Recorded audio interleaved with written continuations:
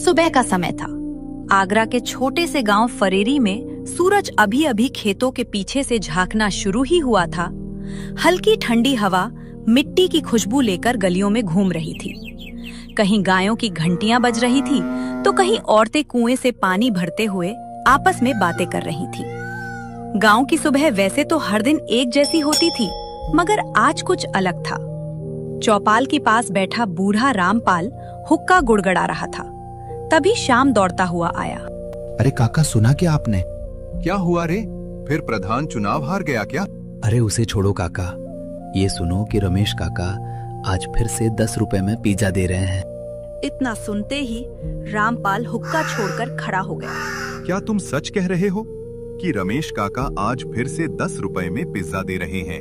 हाँ काका, लाइन लगनी शुरू हो गई है, लोग दौड़े जा रहे हैं। इतना सुनकर रामपाल हंसते हुए वहां से निकल गया और बोला, चल फिर हुक्का बाद में पी लेंगे, पहले पिज्जा खाकर आएं। फिर वे दोनों वहां से पिज्जा खाने के लिए निकल जाते हैं। और इधर गांव के किनारे एक टूटी फूटी झोपड़ी थी। अंदर मोहन अपनी माँ के साथ बैठकर सूखी रोटी खा रहा था। उम्र मुश्किल से 18 साल होगी। चेहरे पर मासूमियत और आंखों में बड़े सपने।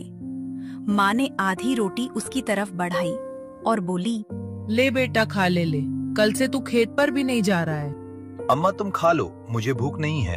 तभी बाहर से मोहन के दोस्त किशोर ने आवाज लगाई, मोहन, ओ मोहन, जल्दी बाहर आ। फिर मोहन घर से बाहर आया और बोला, क्यों, क्या हुआ? क्यों चिल्ला रहे हो? अरे आज तो किस्मत खुल गई। रमेश काका पिज्जा बांट रहे हैं, सिर्फ 10 रुपए में।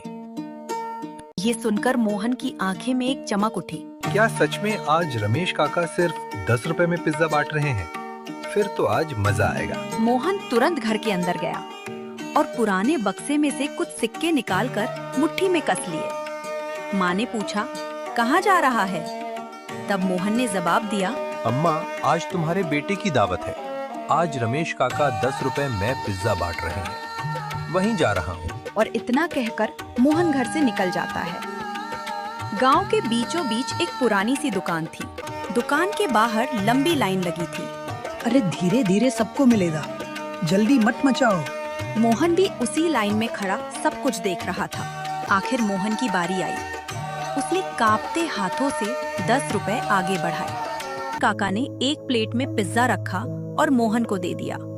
और फिर मोहन पास में पेड़ के नीचे बैठ गया और उसने पहला कौर मुंह में रखा और जैसे दुनिया रुक गई। पिज्जा का स्वाद इतना गहरा था कि मोहन की आंखें खुद ब खुद बंद हो गईं। भगवान, ये तो शहर वाले होटल से भी अच्छा पिज्जा है।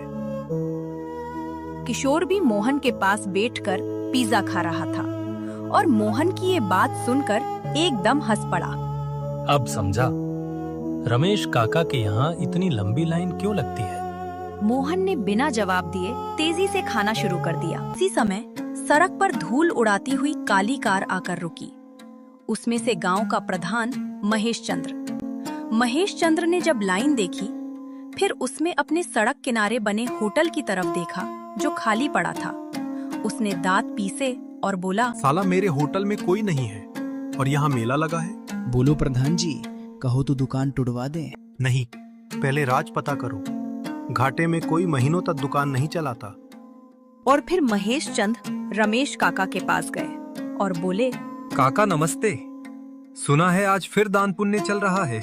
नमस्ते नमस्ते महेश चंद्र। ये दान पुण्य नहीं बेटा, व्यापार है ये। व्यापार 10 रुपए में पिज्जा?